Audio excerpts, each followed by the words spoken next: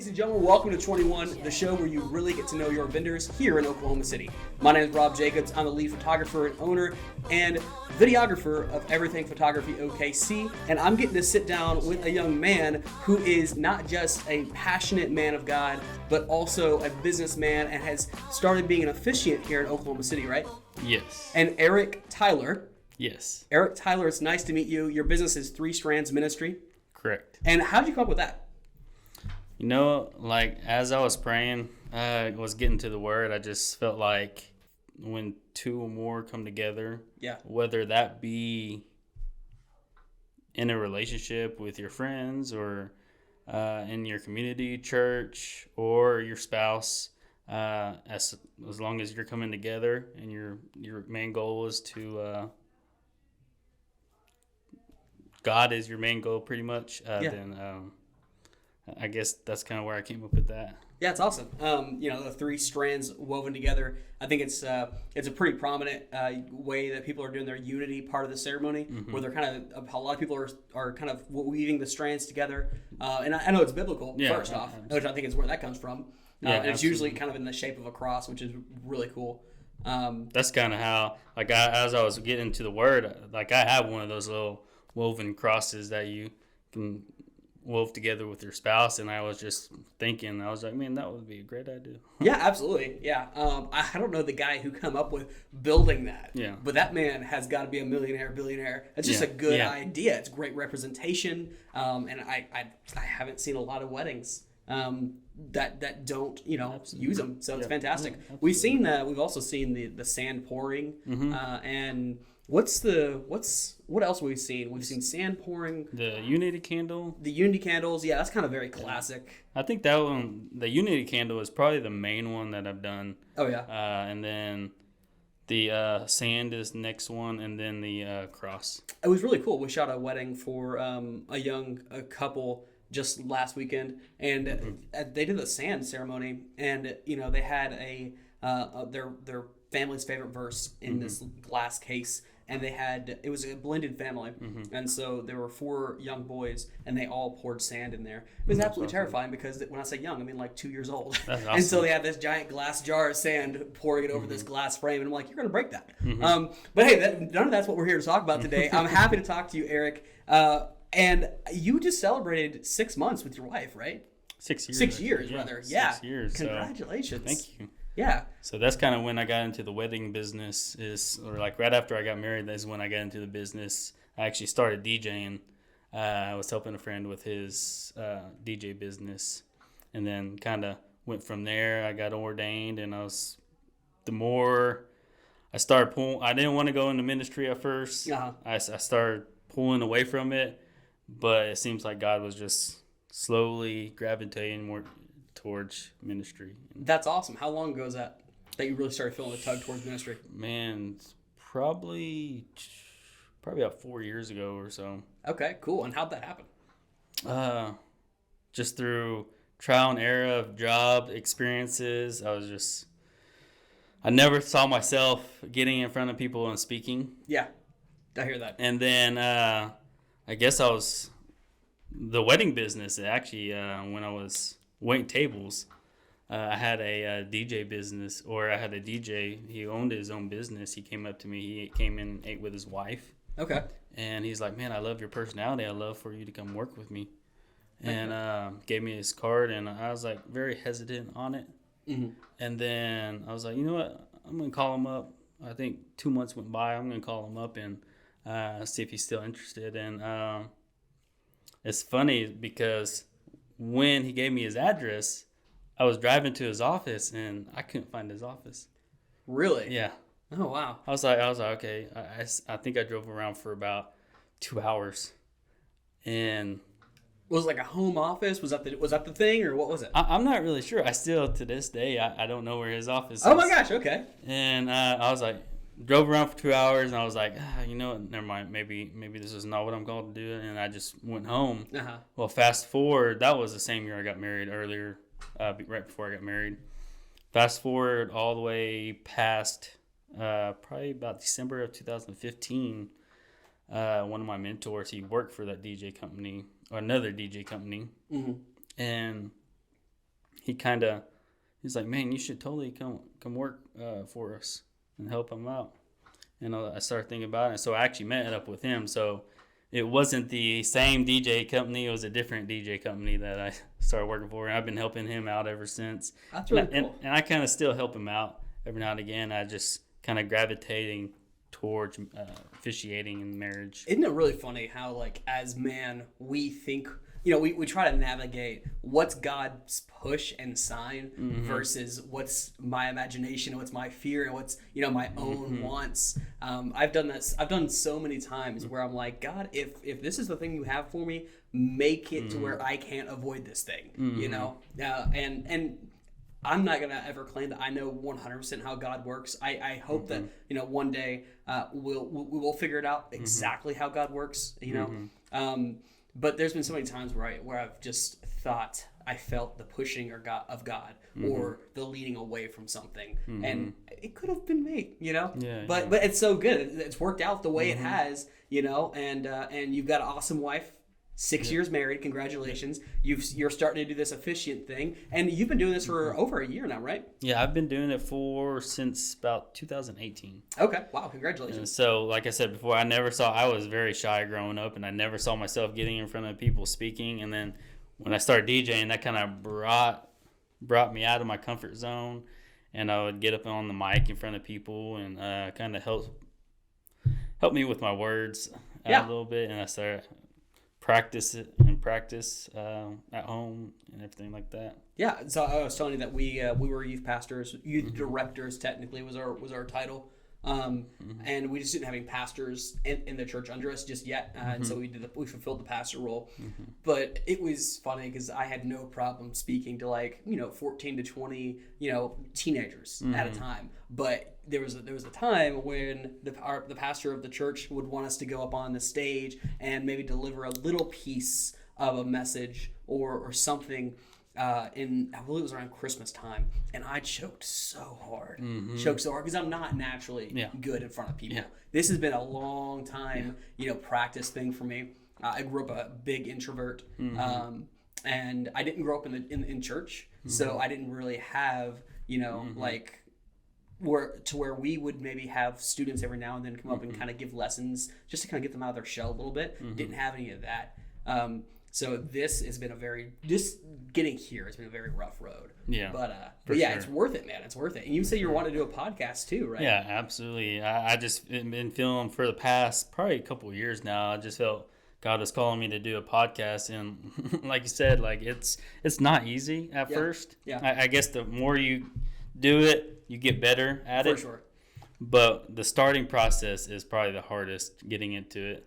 Well, do you have any camera experience or anything like that? Are you wanting to do pure audio, or are you thinking kind of like what we have with cameras? What are you thinking? Probably what we got here, right here, a little camera, a little podcast, a little. I tell you, there's people get confused when they see all this stuff. We have kind of expensive gear because we're wedding photographers and videographers, so we just use the same gear.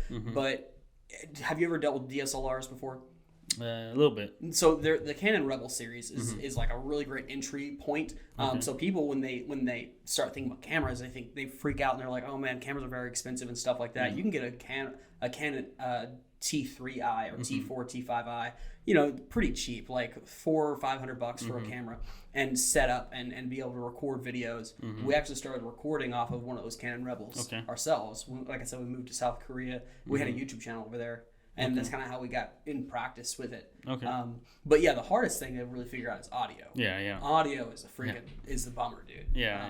I think I had a same experience with like you. Yeah. When I first started in youth ministry, I think I was in front of it's like right when I started doing the internship, and I got in front of 5th and 6th graders. And granted that there was about 25, 30 students in there. Plus, a couple of youth pastors were in there, and just a whole bunch of people. And I got up on stage, and I was doing good, and all of a sudden, I just went blank. Yeah. And I'm just like, and I couldn't think of anything. You couldn't get it back. You couldn't get it back. I was like, nope. And then I kind of waved to one of the youth pastors, and one of them was going to just leave me up there and just I'm glad. You're out there. I'm glad Well, the other one came up here because I was terrified. Yeah. I was like, the guy who didn't help you out was probably just as scared Yeah. as you were feeling, you know, Yeah. because that's exactly the word I would use. I was terrified. Yeah. You know, when I bombed hard, I was yeah. terrified. I was like, started sweating. I'm like, oh my gosh. That's me every time, dude. That's me every time. I'm not a great public speaker. I force myself into things. Yeah. I'm horrible to myself. Yeah. But yeah, it's awesome, man. So youth ministry. Have you done youth ministry before? Was it? Yeah. So I've done youth ministry. I started in, I want to say 2012. So that's what, 8-9 years ago, something like that. Come on, dude. And so I saw a group of boys all the way from 5th grade to now they're all about to graduate college. So it's pretty incredible to see that. Yeah, that's fulfilling. Yeah, right there. yeah, absolutely. Just being consistent in their life and just seeing them grow is very rewarding. That's awesome. Are all of them still walking with God currently, or? Actually, Because college is a trying time. I think for the most part, all of them are still walking with God. Okay, great. Yeah. And it's kind of on the straight and narrow. I mean, of course, they're gonna make mistakes. Yeah. And learn Like on we their did own too. and stuff like that. But for the most part, they're still all really good boys and stuff like that. I guess young men now. That's awesome. Yeah, we have some students. This was back. We were youth pastors back in 2016, and we see them graduate college. Whether young ladies or young men graduating high school rather and going on to college, and we're just like, man, I you can't really.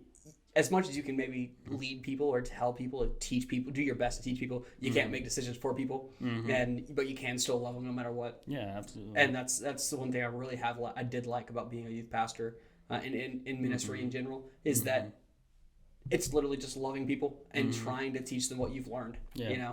So love them, show them love, be consistent in their life. You only have them for pretty much Wednesdays for youth. But if you can, like, take them out on the weekends, play basketball, or go see a movie with them. Just be a good friend, like a good, valuable friend that is wholesome and that is doing the right thing and trying to be that influence and mentor. Did you have anybody in your life when you were kind of coming up that was that for you? Actually, I grew up in church. I grew up in an old Southern Baptist church, but I wasn't really involved in the youth ministry. So right after high school I think probably a year or two after I graduated high school, I got plugged in at church and started serving in youth ministry ever since. But awesome. I didn't really have that example for what it is to be a good youth pastor or youth leader or anything like that. Yeah, where was that at? The Southern Baptist. Yeah.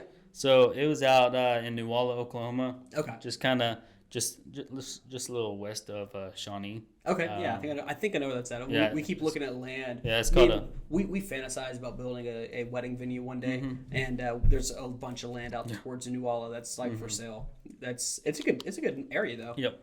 It's called Pecan Valley Baptist Church. Pecan Valley. Pretty sure it's still there. That's awesome. Yeah. So what was your journey like, kind of becoming a Christian? So I kind of grew up in a Christian home. I got saved when I was 9. Oh, wow. And decided to get baptized that same year. It actually took me 3 times to get baptized. You decided at 9 years old to get baptized. Yep. Come on, dude. And so Did I decided. You really know what that meant? Yeah, the pastor explained it to me. I wanted to do it. But it actually took me 3 times to get baptized because I was scared of water. Oh, my gosh. What? And I was nervous. I was shy. I didn't like getting in front of people. I was scared of water. Matter of fact, I was probably scared of everything growing up. But the more I got experience, the more I started learning. I'm not really too scared of anything now. But I got up there. I think I changed. Actually, the first time I didn't even change into the robe that they gave me. And then I was like, nope, I'm done. This is where I call it. Yeah, and then the second time, I actually got the robe on that they gave me. And then last minute, I was about to walk up the stairs, and I was like, nope. And then the third time I was like, you know what? Okay, I'm gonna do it. So what were you scared of? Were you scared of someone else holding you under the water? Because I get that. Yeah. Or were you scared of the water itself? I think a little bit of both. Yeah. I used to hate going to the lake. because my uncle had a boat. And so we'd go out in the middle of the lake and everybody just jump in. I'm like, yeah, no, I'm going to stay right here. Yeah. And I think it's just, matter of fact, just probably somebody dunking me underwater. Yeah, no, I get that. Yeah. I had an experience when I was, man, I always get I'm bad with ages, on my own age, like memories. But I want to say I was like 11 or 12 years old. We lived in Maryland, and my brother and I would always walk down to this pier that was kind of at this lake, and we would we'd swim. It was disgusting. We shouldn't have swum in that. We got sick way too many times from it, probably.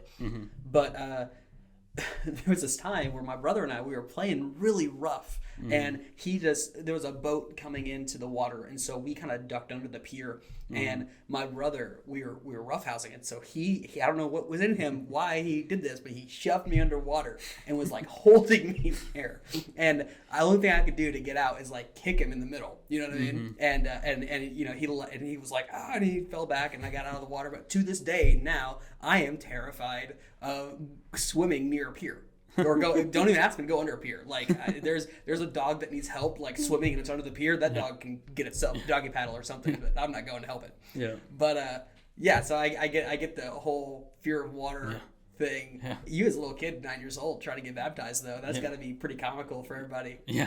Yeah, I'm sure it was. I think my parents weren't too happy at first, but then, I mean, what can you do? The kid's not going. The kid's not going. Yeah, the kid's not going. I mean, but you had accepted Christ at that point. I accepted Christ. Now we're just doing the public. Yep. The public proclamation. Yep. Absolutely. That's cool. What led you to accepting Christ at 9 years old?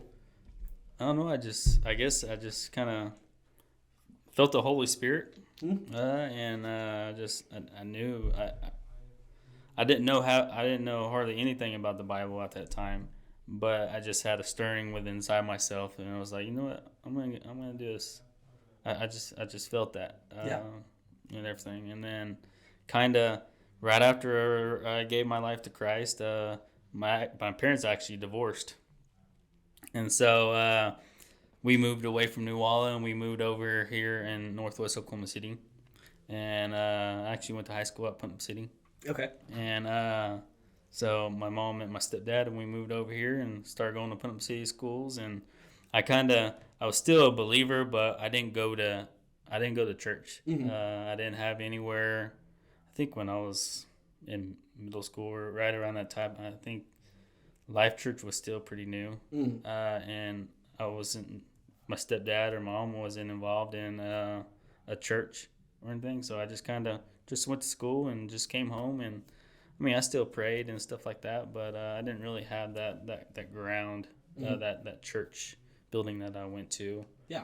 And then probably when I was 14, my dad got in some trouble, and he actually got sent to prison for 12 years. Oh wow! What did he do? Can I ask? Is that right? For a sex crime. Okay, gotcha. And then so he got in trouble, got sent away, and he's actually out now and stuff, trying to be on the straight and narrow. Awesome. But throughout like high school and college years, I didn't have that. I had my stepdad, but it's kind of not the same. I mean, it's your stepdad, and my stepdad helped me out, but it's still not the same when you don't have that father figure. Because I had a great relationship with my dad when I was growing up. Like I would go to work with him, spend time with him, stuff like that. And so when he got sent away, I kind of lost direction. I didn't know what direction to go in. I was just kind of wandering throughout high school. Yeah. And then once I knew I was involved in leadership, and I knew that I loved serving, I loved helping people. And so right out of high school, I actually got invited at Life Church right there off the Northwest Expressway. And as soon as I went there the first day, I got plugged in. Come on. And I got plugged into the youth ministry and started serving from there. Actually, it was the host team at first. Okay. And then I met the youth pastor, and he kind of talked me into it. And I was like, At first, I didn't want to get in youth ministry. I was just like, I think I'm good with the host team. I'll just serve people this way. And then he kind of talked me into getting involved in youth ministry. And then that's when I got involved with the internship and started kind of going from there. And one thing led to another. I kind of been doing it ever since. That's awesome, man. Yeah. That's awesome. What did they have you do? Like, obviously the host thing, you greet people as they come in the door, you give them the pamphlet for the day or the lesson notes. But what did they have you doing in the ministry? Were you teaching kids? Were you just kind of like wrangling them up whenever it was time to really get into the lesson? What were you doing? So pretty much I was giving the lesson for the 5th and 6th graders. They already have a lesson, but I was actually giving the lesson kind of in that with the 5th and 6th graders. And then on Wednesday nights with my group, I would just go over the questions. When I first started in youth ministry, I probably had a group of boys, probably 10 to 20. Oh, wow. So it depends on the night. Yeah. And so there's sometimes I don't even, in middle school, the middle schoolers are a handful. Yeah. And so there's sometimes I didn't even get to the message, what the message is about, and so I would just take them outside and just they're throw energetic. the football. They got to play basketball or something. Yeah, for sure. What do you feel like they taught you, like in your time with that? Because I know Sierra and I, we did that for probably 2.5 years, doing youth pastors, and patience is probably the biggest thing that I think that really taught me.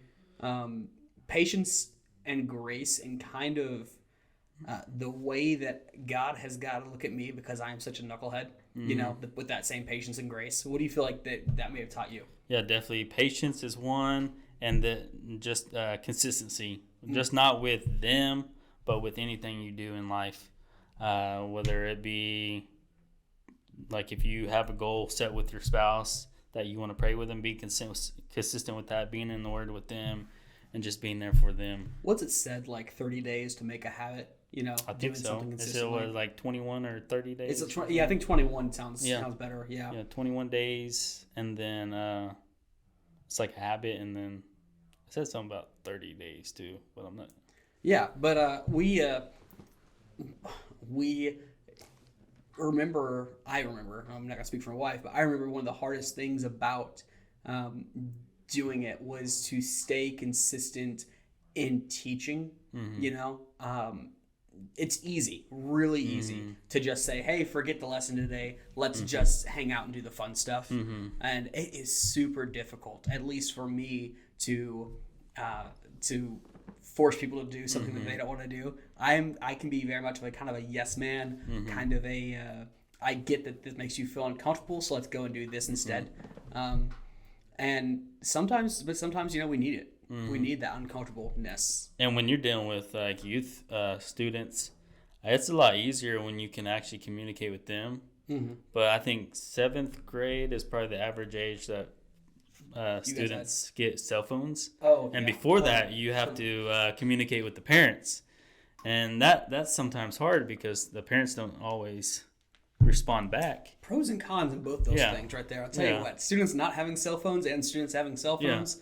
Because there's some students that I've tried to reach out to their parents and didn't get anything back, and then there's other students where like I have a pretty close relationship with them and stuff, and then once they start getting their cell phones is when you can kind of reach out to them and, hey, ask your parents if we can go play basketball or something like that. Yeah, for sure. So when you get their phone number, it's a little bit easier to connect with them more. Yeah, were you very involved on social media? Oh, because that was like the big drive, I think, for our church, was that they really wanted us to be big on social media. We had to create a graphic every single week. I got really good at Photoshop starting then, because we had to create a graphic for each individual lesson, or like even if it was just to say that we're not having service this week, we had to create a graphic for that. We also got really creative in trying to figure out new games to play, which is fun too. Yeah. Keep kids coming and keep kids engaged. Yeah. But yeah, man. Did you ever have to deal with any of that stuff, like social media? I think sometimes we did have a group for the students or just for the leaders, and then I think there was a social media for like students can connect. But nowadays, like I think students, they're shying away from Facebook. Yeah. And so you have to go to like Instagram or TikTok. Okay, what do you want? Because I'm on Facebook specifically, and then I'm getting a little bit onto Instagram. I'm doing better on Instagram, but I'm not on TikTok. Yeah. What are you doing? So right now, I'm only on Facebook. I did have an Instagram, but I was like, you know what, I spent too much time on this, and so I deleted it. And I'm kind of hesitant to create an new Instagram, but it'll just be for business purposes, not for like anything personal. So my Facebook I use for personal and business, but my Instagram will probably be. And if I create it, I might go to TikTok. I'm thinking about that. That's the addictive one right there. Yeah. Oh, it's so addictive because it was just like Vine. Were you ever on Vine? Yeah. So Vine, it's just 6-second clips, and it's the funniest crap you ever seen in your life. And you're just scrolling through, and you can look up, and it's 2 hours later, and that's the exact same way TikTok is. It's funny how like the Vine, like I think Vine was only around for a couple years. Hey, yeah, but it made such an impression. Yeah, and then it went away, and then all of a sudden you get TikTok, which is like you said, this exact same thing. Did TikTok buy out Vine? Is that what happened? Who bought Vine? Someone bought Vine. I'm not sure. Will you Google that? Because I'm curious. Because I know someone bought Vine. I want to say it was TikTok, and that's how it turned into what it is. Yeah. But yeah, my brother-in-law, he lives with us. My brother-in-law and sister-in-law, they all live with us, and it's a fantastic time. But he figured out TikTok one day, and for like the next 5 months, we haven't seen his face. It's just like on the TikTok, and because there's tons of funny stuff, but there's also a lot of really political stuff on there, which really gets annoying.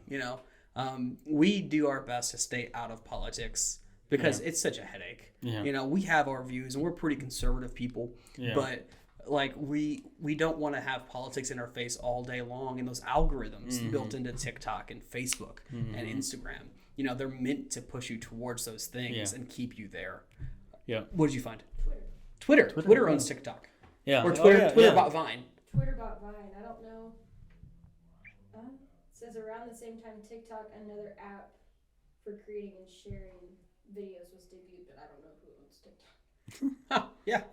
I haven't quite got on Twitter either. Yeah. I hear it's nothing but trolls. Yeah. People just being jerks to each other. Yeah. Why would you? I don't know. I think there's some students that are on Twitter, but for the most part, I think it's mostly like TikTok, Instagram, and then I have a few students that are on Facebook still, and they get on there. And then YouTube is a big one. And that's the easiest place to get onto is YouTube. Because there's a comment section, but you can either turn that comment section off or just don't look at the comments, period. We don't really look at the comments on our videos. We don't get a ton of comments on this channel yet because it's just still kind of a new channel for us. But whenever we were in South Korea, we were getting, we had hundreds of subscribers, and we were getting comments, and a lot of them would just kind of be hateful things, like really mean things. I remember there was a specific person who, because I was in the army, and that's why I was over there. And that was a big center of our channel, was we were doing things over in South Korea that soldiers could find to do to have fun.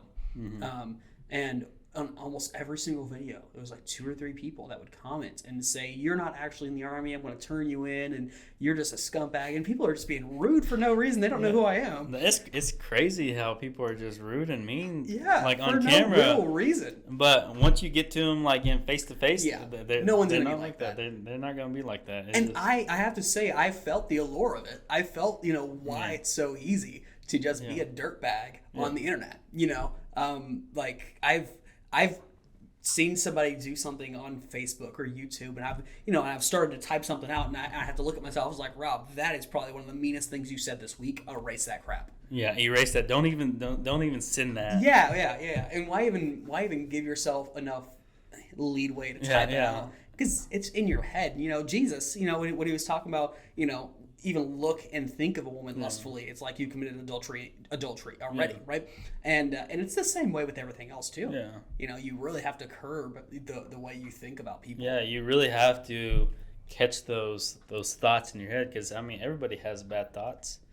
Paul even said something about that, right? Everybody has bad thoughts, but it's like, don't let them build. Like all the people that have went to prison, it all started with one thought. And they never checked that one thought, and it just built and built and built on. And you desensitize yourself to those types of thoughts. I do have a guilty addiction, and it is car crash videos. So I was a military police officer for a while, and one of the things that we did was we would watch car crash videos, and kind of not really to get desensitized to it, but for training purposes. You know, makes sense. But now I will sit up until 1 a.m. watching like brutal car crash videos, and I'm like, that's not good. You know, it's not really good for your mind. Watch a video with someone pulling in front of a semi, and then the semi just crashes. Pancakes that sucker. And then you just all of a sudden you just hear the semi truck driver just cussing. Yeah, but yeah, it's exactly what it is. You just desensitize yourself to that stuff, and so I feel that allure online of doing that, and we had some people doing that to us, but and that's why you see so many things about like sex crimes.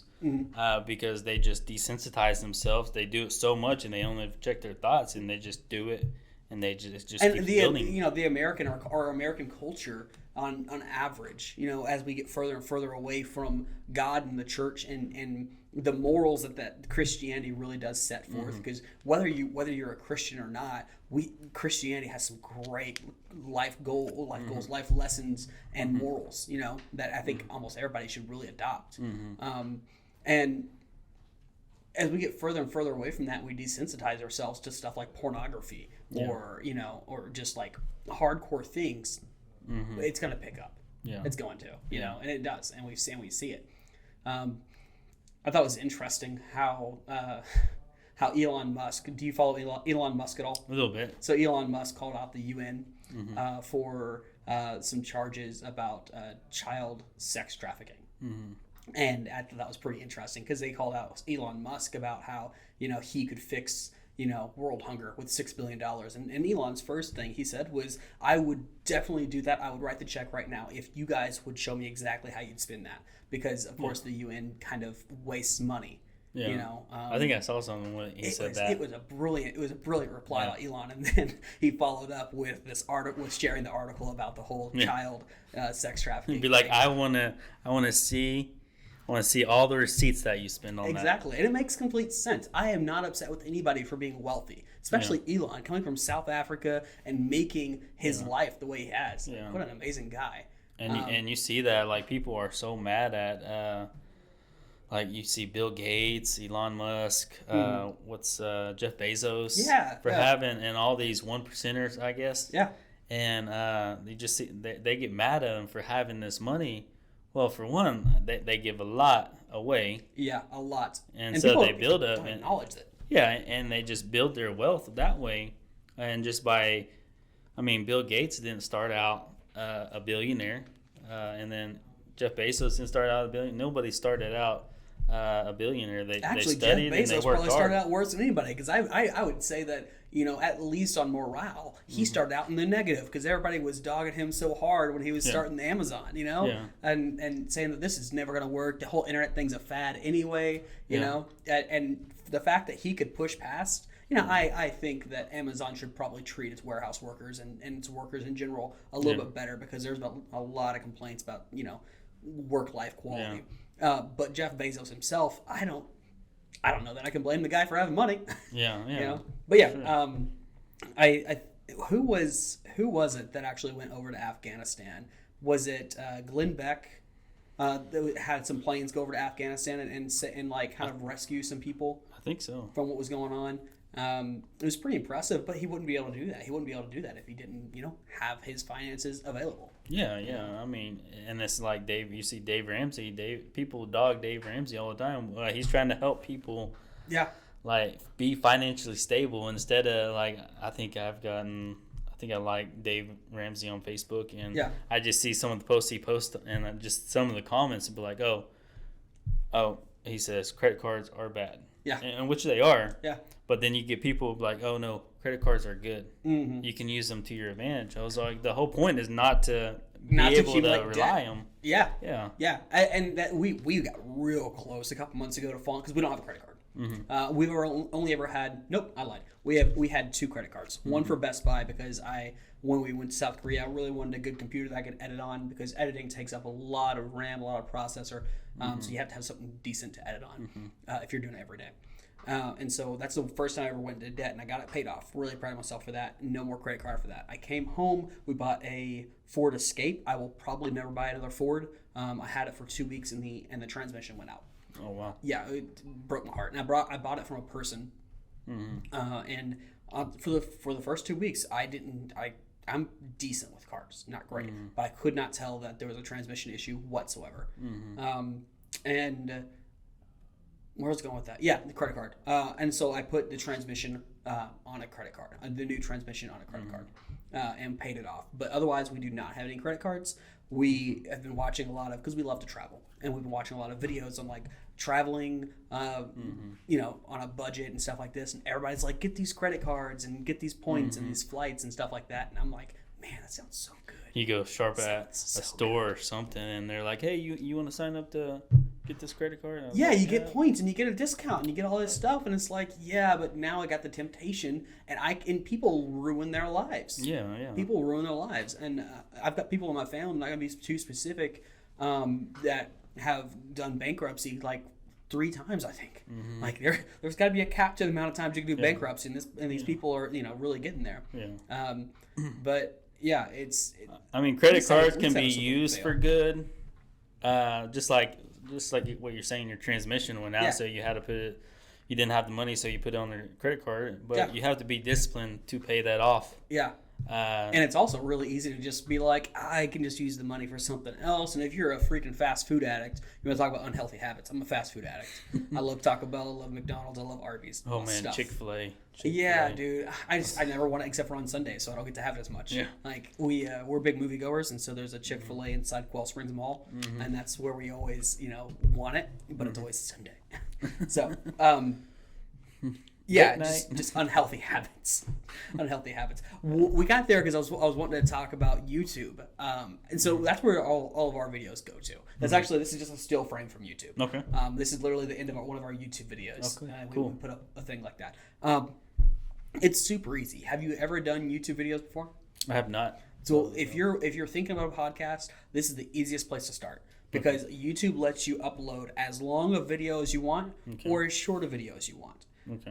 And they really don't have, they don't give a crap if 2 people like it, nobody likes it, or 2,000 people like it. Yeah. They, of course, would prefer 2,000 people like it and share it. But just to get your feet wet in podcasting or any kind of video, anything, this is the best place to do it. People get so scared of starting to do YouTube because they feel like, oh, I'm not good enough. Have you seen the amount of bullcrap that is on YouTube? Yeah. There's a lot of really sucky videos. Yeah. We've put out hundreds of videos over our YouTube span, and I'll say at least half of them are really bad, and I would never recommend anybody watch them. But we leave them up. And it's funny, is like there's people on social media or on YouTube that they do these pranks, but they're fake. Yeah. And it's like, because it's funny when you don't realize it's fake. But when it's fake, it's like the allure gets taken away. Yeah, I watch those fake videos and I just cringe. And I'm like, I just wasted 30 seconds of my life on this video. Especially the bad actors. Like I was watching this guy named Patty Mayo. Do you know who he is? Yeah. And I love his stuff, but it's fake. Yeah. Did you know that? I actually knew. I found out that it's fake, and at first I thought it was real, and then it seemed real, and then I was like, you know what, this is acting. I could just. There's a couple of pieces where I'm like, okay, that seemed a little bad, but I probably watched like 20 hours of content before I realized, and it wasn't even that I realized. It was that I was like, you know what, he's a little bit intense. How is he still able to do the things he's doing while being as intense as he is with people? I think I was like, I just was watching, I think I got a few videos and I was just watching. I was like, because I kind of, growing up, I was a police explorer, so I had a little bit of law enforcement background. I was like, watching that, I was like, he would not be able to get away with all what he's doing here. He's getting away with quite a bit of stuff. Yeah. Yeah, and so I confirmed, because I just looked it up. I was like, hey, is he a real bounty hunter? Or in some videos, he has a sheriff's vest on. And he even put out a video saying, it was either a video, I'm pretty sure it was a video. He was talking to the news. He's like, hey, I'm not real any of this. I'm just out here to make a good production. And I was like, dang, that's intense. Because, like, you know, they're out there with, like, you know, like fake shotgun rounds, and they're out there with flashbang grenades and all this stuff, and it's real fun to watch. I think I was really bummed out when I found out it was fake. I was like, really? Yeah. Oh yeah. I that was me for sure. But yeah, if you're interested in doing a podcast or anything like that, start off on YouTube. Go to Spotify when you feel like you got it kind of down. We're at the point now. This is episode 14, I think, of this podcast, and I feel like we're just now getting it down to exactly how we like it. Yeah. And so. We are ready to now transfer it over to Spotify, and that's our next step. We have to buy a website that can host our podcast, and then you get what's called an RSS feed, and then you import that RSS feed into Spotify, and then all your stuff just auto-populates there. But yeah, if you're into the idea, dude, I say do it. Yeah. Don't wait to start now. Yeah, You yeah. know? Right now. Even if it's on a cell phone, you put a cell phone on a tripod like that, and you have maybe another cell phone right here, and you just talk into the cell phone. That's a podcast right there. You know, it's right now I'm trying to come up with curriculum that I'm going to talk about and stuff like that, and kind of get that going and stuff. Yeah. So kind of slowly but surely get it going. And stuff. Yeah, for sure. The easiest thing to do is just talk to people. Yeah. Like, we don't really know each other yet. You know, I feel like we're getting to know each other pretty well, and I think you're an awesome guy, by the way. And you're an awesome guy too. Thank you, I appreciate that. But you got this spirit coming off you, that good spirit vibe coming off. I like him a lot. I'll take it. But yeah, it's just easy to start off talking to people, just to have a conversation, just like normal people, and then try to do your best to forget the cameras are here. Some podcasts, you're talking to the people like. You're like they're the people, the person who's here, and that works as well. So you having conversation, just me and you, is good. It's when comes to talking to the camera. Yeah. And I'm just looking into the camera, and it's like okay, now I freeze up. Like, got it. Right now there's nobody there behind the camera, but they're inside the camera. Yeah. Yep. Just keeping that in mind. Yep. Yeah. So. That's and it's a really beneficial thing, especially for your officiant business, because you seem really passionate about God. You seem really passionate about marriage, and that's really the basis of being an officiant, right? Yeah, that's kind of what led me, because I think I don't know anybody really that's been married. Like I hear stories about people being married for 50, 60 years, but I don't think I know anybody that's been married that long that has not got a divorce at least once in their life. I was amazed, actually. Can I talk about yesterday? Okay, so Sierra's grandfather just passed, and it was surprisingly a beautiful thing, because he's a Christian. Their entire family are saved, and it was really cool to hear yesterday. You heard Dad talking about in his last moments. He was actually just talking to people about how amazing grace is, God's grace. It was a beautiful thing. Apparently, throughout his life, he's never really talked a lot of theology with his family.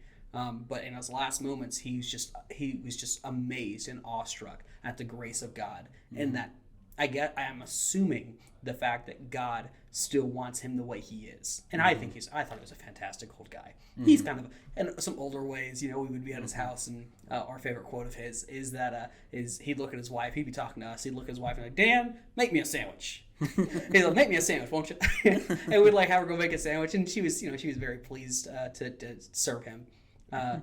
But they were married for 60-something years. 63. They met in their 20s, right? He was a dentist. She was a flight attendant. And this sounds like an Ed Sheeran song. But they met in their 20s, and they got married. And they've been married for 63 years until he passed.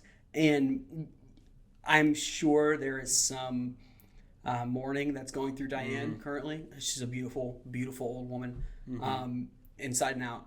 And she approached the day and approached everybody with, I know where he is. I thank God for the life we got to live together. And I really get to look at my wife in kind of a different light while looking at her like that, Long story short, they're the most successful marriage, beginning to end, that I've ever known. And they never divorced. That's crazy, because they surely throughout the years had to have some turmoil. They had four boys, and yeah, they had 4 boys. And my gosh, that makes me want to rip my hair out just thinking about it. Do you guys have any kids? We don't have any kids. We have 2 dogs, Okay. And they're crazy. I think we talk about them every single podcast. But we have a koi dog who is a coyote mixed breed. It's a coyote and a min pin. And then we have a full husky. He's piebald. He's white husky. You got your hands full there. Oh my gosh. We took him for a walk just this morning, and he sounds like Cardi B when he goes for a walk. He's like, whenever he goes walking, and they're loud and obnoxious, and they tear everything up. We just got the husky to where he doesn't actually rip the furniture up when we leave the house. We muzzled him for a long time. We had a really comfortable muzzle that he could eat and drink water through. But he wouldn't be able to bite and tear up stuff. And so we finally got him to the realization of, I'm not supposed to tear stuff up when mommy and daddy leave the house. So now we're getting to chill. It's nice. Just leave them alone, and it's okay. We have a little Pomeranian mix and a little rat terrier. And we actually got a rat terrier when she was I want to say 2 months old. Because someone was just going to leave her on the side of the road. And so my mother-in-law picked her up. I was like, hey, I got a new dog.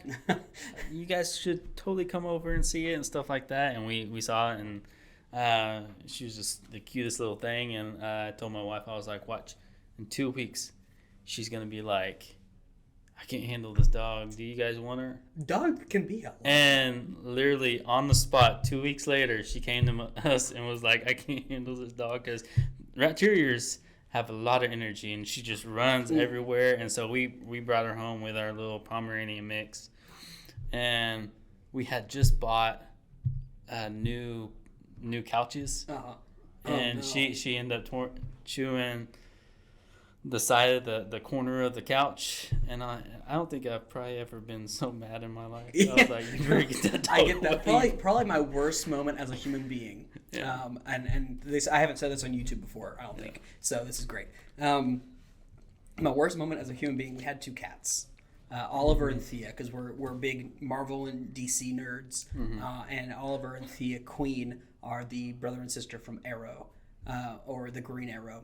And so we named our cats that, and they were really sweet cats. They're very affectionate. Thea was a butt munch, though. She would claw everything and bite everything and pee on everything. and Oliver had started picking up some bad habits once we got her. She is allergic to cats, but was willing to stick it out.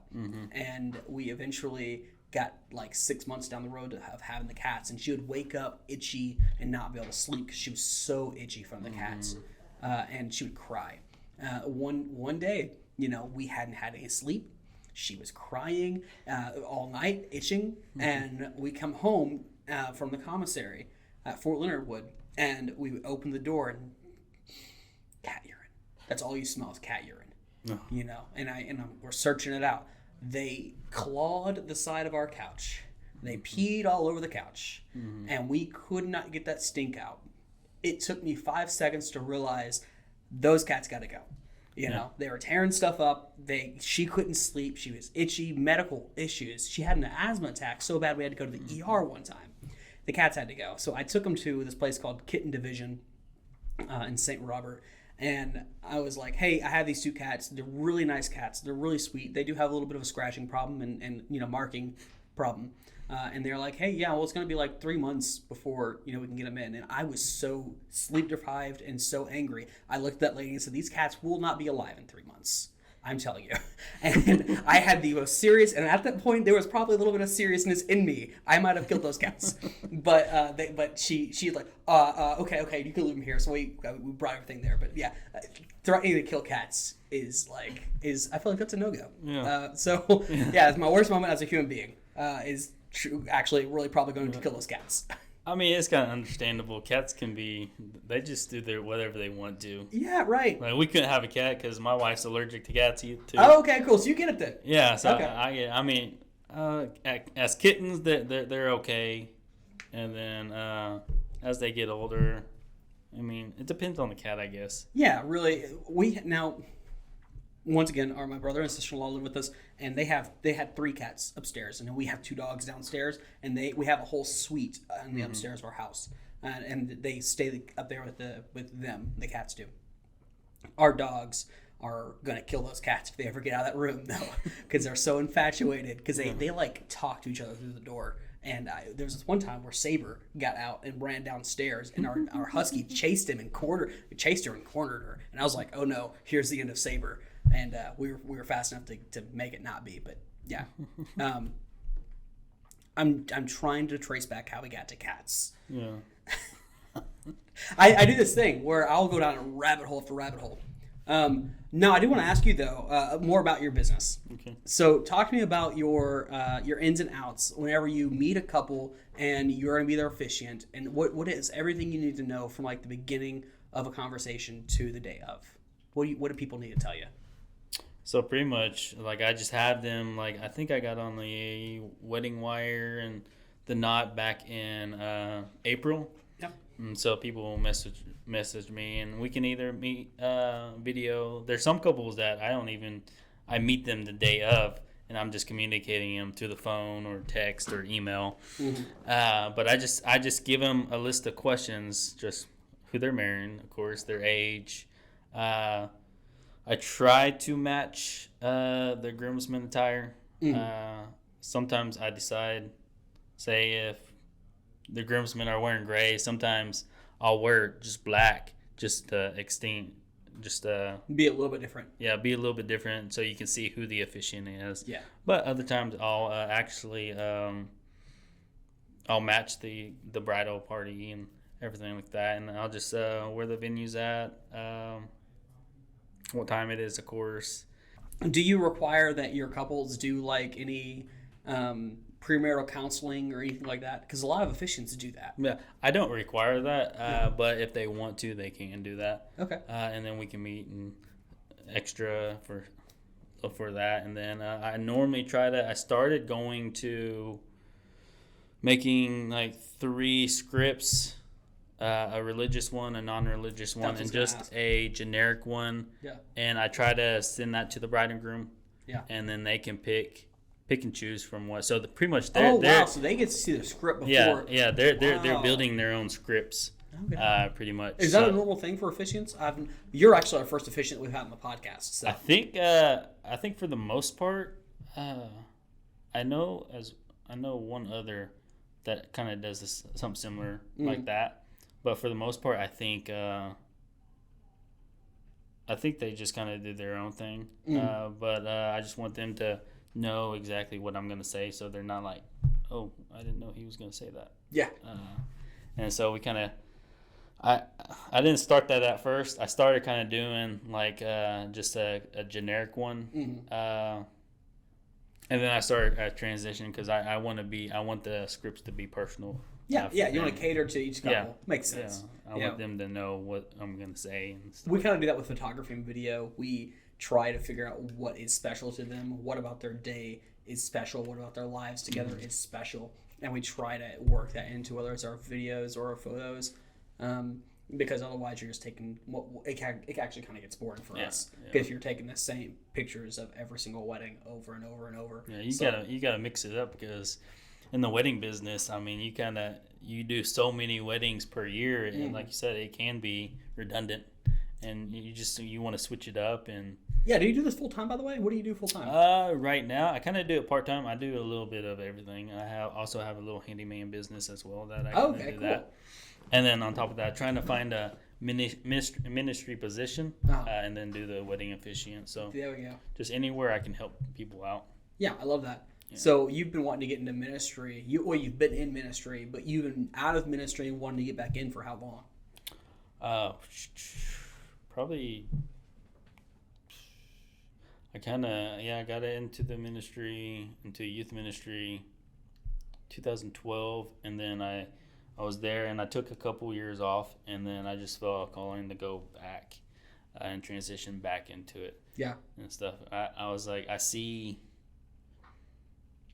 some of my friends or I see some of my family members that are successful in what they do, and they either go to the lake and have a good time at the lake and just have this, I guess, have the whole free thing or work during the week and then live for the weekend type attitude. And there's sometimes I want to do that, but like I just want to live for the weekend. I just but I know I'm not called to do that. Yeah. I'm called to be in ministry.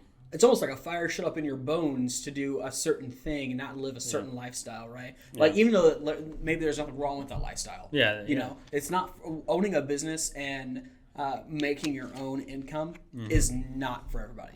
It's but at the same time, being an employee somewhere is not for everybody either. I cannot imagine going back and being an employee. I've always been the worst employee. Yeah. My entire life, even in school, like I was a bad student. I did not want to do work. I did not want to have to listen to anybody else when I thought, it could be done better this way, more efficient this way. I didn't want to listen to teachers. I didn't like to listen to my managers and stuff like that. Now I listen to my wife 24/7. Yeah. Because we bounce ideas off of each other. No matter what, I still have a boss, right?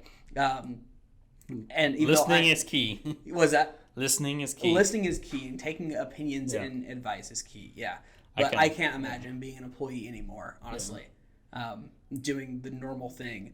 But the trade-off is exactly that. You don't get to live for the weekend. You know, weekends typically, especially weddings, are where it's at. Yeah, I try to at least take one day off during the week, just to kind of relax. But other than that, like I'm always like my mind's always constantly going and what I have to do next and where I have to go and stuff like that. How did you get started in the officiant part? So kind of the same way. I once I started DJing, kind of opened the door for that. Okay. I got hooked up with another officiant, and he kind of just started because he gets booked up pretty fast, and so he would just Chris Gray. Okay. And so he kind of every time he would get booked up, like people would still contact him and stuff like that, and he just referred me out, and it kind of started that way. And so that started probably 2019 or 2020, something like that. Okay. And then before that, I was a little bit by word of mouth and stuff like that. And then because I was doing banking at the time, and so I had that, like you said. I don't like being an employee. I'm not a very good employee. Yeah. Or I'm not a very good student. Like it took me 10 years to get to college. Oh yeah. Well, at least you got through. My gosh. Yeah. What did you do? Your bachelor's or what? Bachelor's. Okay. And Wow, I couldn't good even job. think about doing my master's. I was like, nah. Well, I'm such a bad student. I did half a semester at Rose State College, and I don't know what my problem is, man. I suck. I suck at some things. Yeah. No. Yeah. I'm the same way. Like, I would have a paper due, and probably I would have 5 weeks to work on it. And I'm sitting there, you know what? I can work on this, and I'll just push it back. And then it's due in like a week, and I'm like, oh, I have to get this in. And I'm like, so I'm cramming and stuff like that. And I actually work better that way. Yeah, right. I do some of my best stuff when it's crammed. Yeah, I don't like the stress of it, but like I can really think of things to come up with. Yeah, it's full throttle. Yeah, That's awesome. So I love learning and I love growing, but as far as the formal school stuff, I could do without. I'm ready to go back. I think I will try to go back to school if we ever have a kind of reformation of what schooling looks like now. You know, right now we have a lot of waste. We take advantage of students financially. You know, stuff costs way too much for what students are getting. And I think if we ever have a reformation on politics in school as well, I would be more than happy to maybe try to give it a try, another try. Because once again, I don't like being told this is the way it has to be done. And at least at the college I was going to, there were classes that really enforced a certain way of thinking that I was like, well, I don't necessarily think that's the best way to be, you know? I like philosophy, but I didn't like the philosophy class or humanities class because it was. I am kind of conservative, but I don't like you. I don't want to push that. Yeah. I just let you think what you think. I don't mind. You can have any opinion you want. But it's like all the professors in that department are all very liberal and they always try to push their beliefs on you. Yeah. And like, oh, this is the way it's supposed to be. So I figured out, though, did you know that OSU is one of the most conservative schools in Oklahoma? Okay. Did not realize that. I went to UCO in Edmond, and there's a little veterans center there. Are we good? Yep. Good. All right, cool. There's a little veterans center there at UCO that you go to, and you talk to some people. It's kind of like a counselors, and they kind of point you to the right school for you. I made a mistake because I sat down, and one of the first things I said is, hey, look, one of my big fears about going to college is that I'm going to have a political view shoved down my throat. And the guy sitting across from me seemed really understanding. He's like, okay, cool, we're going to make sure you get into the right place for you. That's gonna work out. He put me in the second most liberal school in all of Oklahoma City. I did not realize that until I was like 3 weeks in, and I'm like, why do I feel so uncomfortable here? Blew my mind. You said that's UCO? I went to UCO to talk to somebody, and they put me in Rose State College, which is actually a sister school to UCO. I think UCO is one of the top liberal schools as well. Yeah, I went there for a little bit, and then I transferred to SNU. Yeah. And then Southern Nazarene, I'm assuming? Okay. And then that's kind of how it was. I got into the philosophy and humanities department, and they're very liberal, and I'm like, they're just trying to cram stuff down my throat. Yeah, and the thing is that once again, we agree on this. You can have whatever viewpoint you want. Yeah. But maybe teach both sides of a viewpoint. Yeah. You know, and I'm fine. You can teach the liberal side of things, but maybe also teach the conservative or the libertarian even side of things. Yeah. I would be happy. Yeah. But I digress off of that.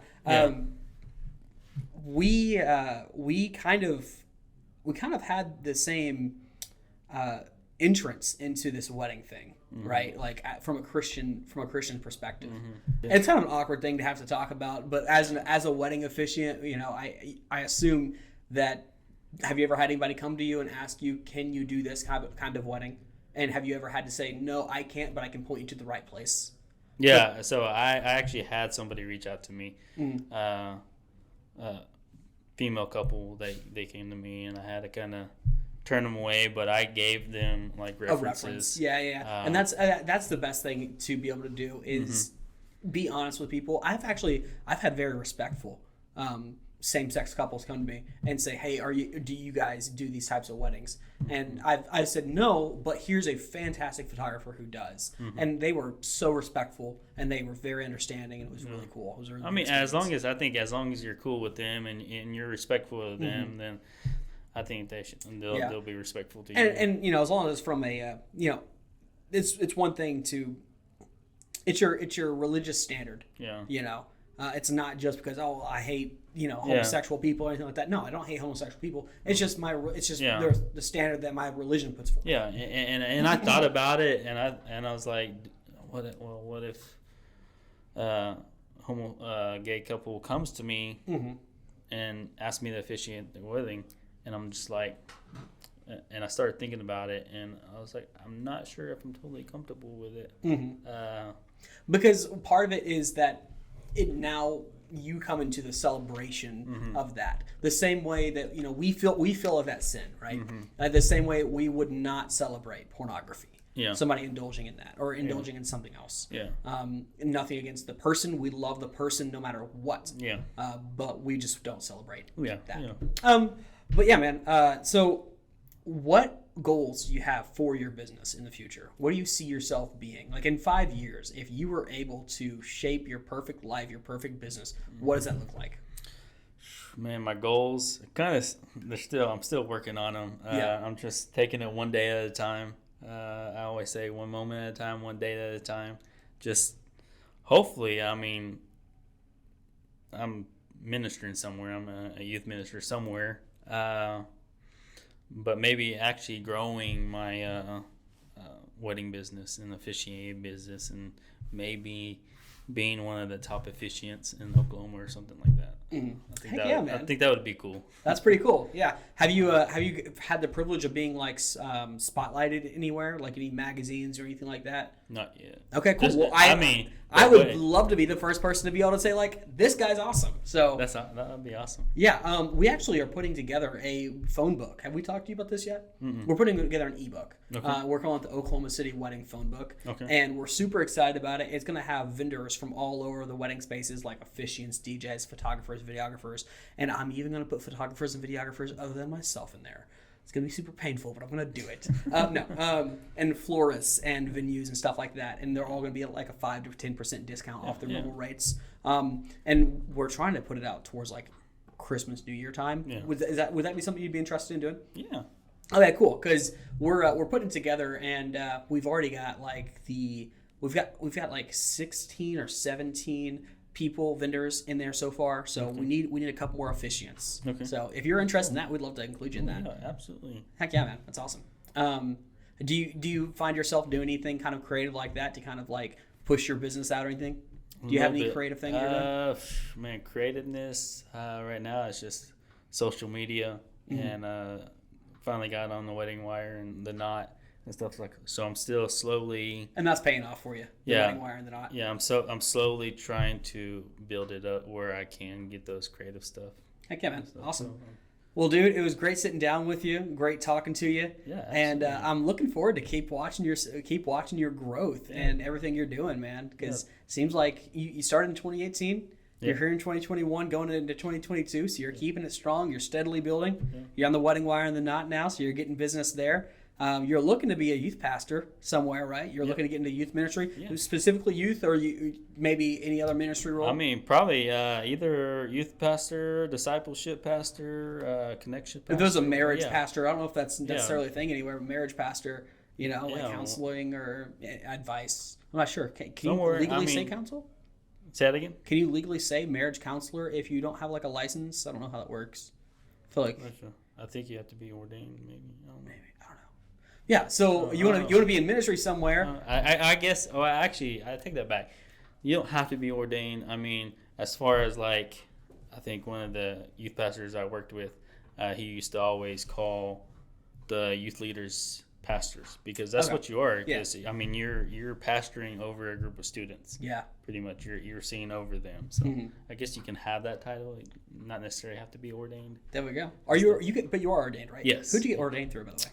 I actually did it online. Did you? Okay, cool. So I got involved with church and did it through that and kind of went from there. Cool. Where'd you go for that? Do you remember? Universal Life Church. Universal Life. Yep. Okay, cool. Yeah. That's awesome, man. Well, it was great sitting down with you, and I'm looking forward once again to following you. And I think we're already friends on Facebook, so I'll be able to keep up with you that way. Thanks for having me. Yeah, absolutely.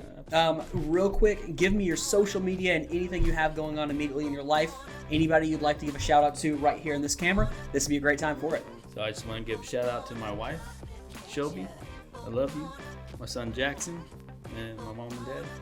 There we go. I love it. Thank you so much. Guys, this has been 21, episode 13, 14, I'm pretty sure. If you guys like this video, make sure to hit the thumbs up. Make sure to hit the subscribe button. Make sure to follow Three Strands Ministry on Facebook, Instagram, not Twitter, but you are getting on TikTok, right? Not yet. Not yet. So I'll be there soon. He's gonna be doing funny TikTok videos in no time.